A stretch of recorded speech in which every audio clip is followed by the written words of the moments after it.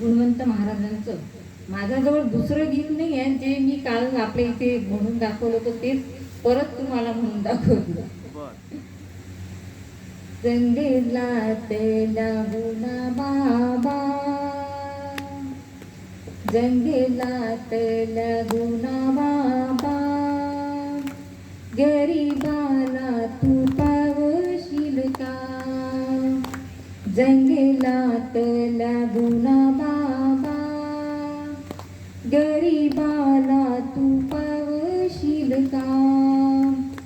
तुझ्या गावी नाही आलो, तुझ्या गावी नाही आलो, तुझ्या गावी नाही आलो, तू माझ्या स्वप्नात येशील का?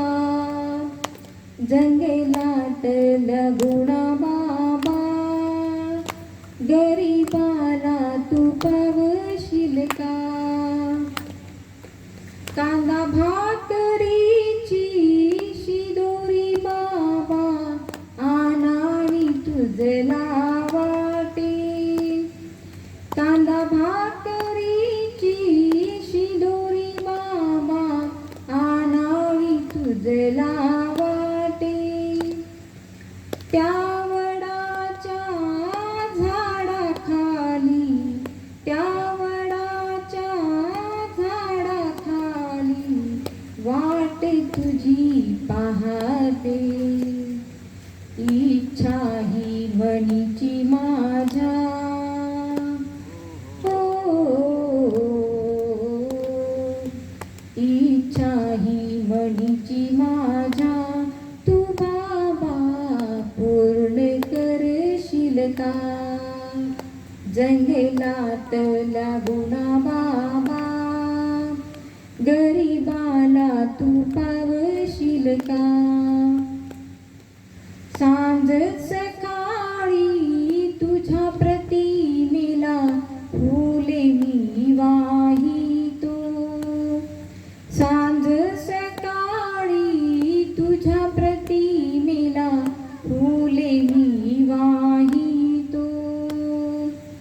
साधी भोळी भक्ती माझी, साधी भोळी भक्ती माझी, दुःख तुला सांगतो.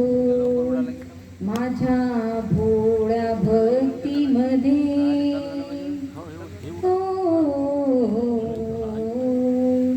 माझ्या भोळ्या भक्तीमध्ये तू बाबा साय होशील का? जंगलात लागुना बाबा, गरीबाला तू पावशील का? दिन सोमवार तुझ्या नावाचा उपवास मजला घडतो. दिन सोमवार तुझ्या नावाचा उपवास मजला घडतो. आठवण येता त्या जंगलाची, आठवण येता त्या जंगलाची, अश्रू नयनी पडतो. दास दीपक म्हणे बाबा, हो, दास दीपक म्हणे बाबा, तू मजला भेट देशील का? तुझ्या गावी नाही आलो, तुझ्या गावी नाही आलो, तुझ्या गावी नाही आलो, तू माझ्या स्वप्नात येशील का? तुझ्या गावी नाही आलो, तू माझ्या स्वप्नात येशील का?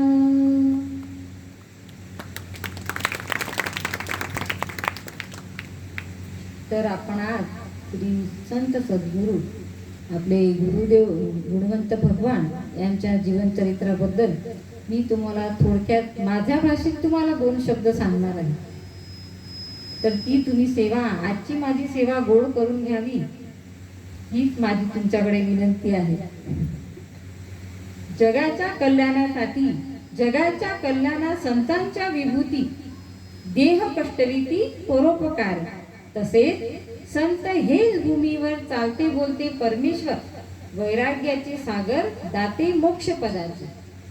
संत हे पृथ्वीवरील चालते बोलते परमेश्वर म्हणजे देव आहे आणि त्यांचा अवतार हा जगाच्या कल्याणासाठी झालेला आहे. आपल्या परिसरातील दुःखितांचे कैवारी श्री संत गुणवंत बाबा यांचे जीवन चरित्र थोडक्यात मी आपल्या समोर मांडतो.